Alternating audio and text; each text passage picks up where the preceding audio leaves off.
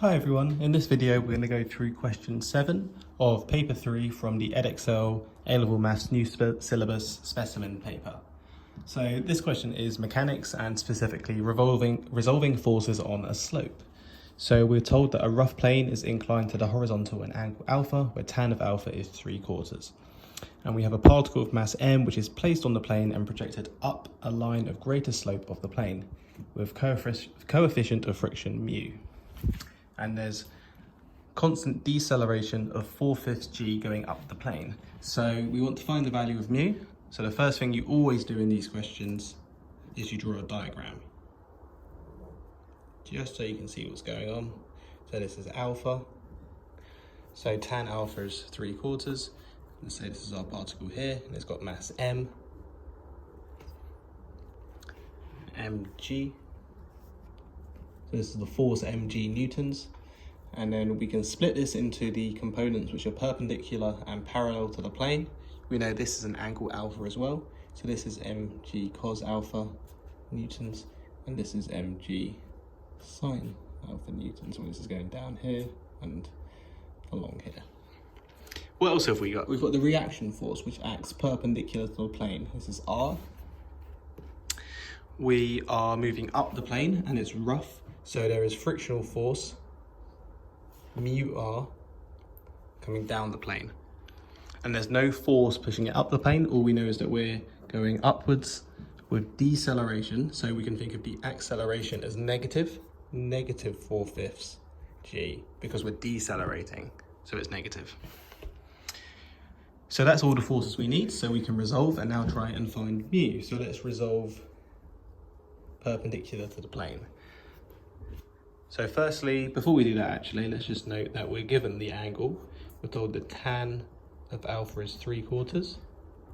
So if we draw a quick triangle, what does that mean? Opposite over adjacent. By Pythagoras, this has to be 5. So sine of alpha, opposite over hypotenuse, is 3/5, and cos of alpha is 4/5. So that's good. So let's just resolve first. So resolving perpendicular to the plane, r must be equal to mg cos alpha, but cos of alpha is 4/5, so that's 4/5 mg. So that's good. Now let's resolve upwards.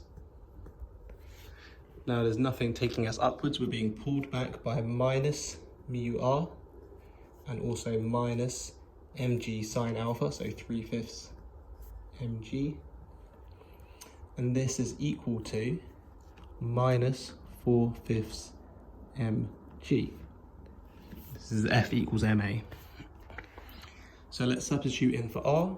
So that means minus 4/5 mu mg minus 3/5 mg equals minus 4/5 mg. So there's a lot of cancelling which is going to happen now. So we can get rid of all of the mg's. If we want, we can multiply everything by -1, so it's all positive. We can get rid of the fifths everywhere. So what's that? So we've got 4 mu plus 3 equals 4. So mu must be 1/4.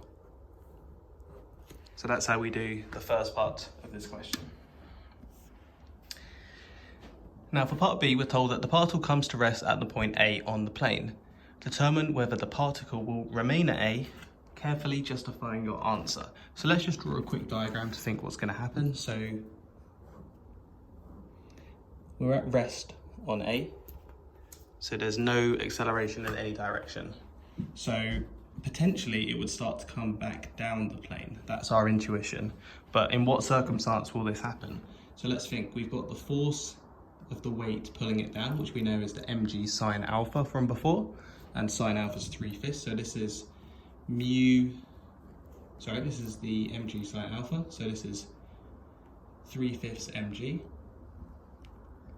pulling us down. And what's holding us back is the friction, mu r. But we know what mu is. Mu is 1/4, and we know what r is. It's 4/5 mg. So this is 1/5 mg. So since the weight is bigger than the frictional force, what does that mean? Well, that means we're going to slide back down the plane. So it's going to slip and it's going to slide down the plane.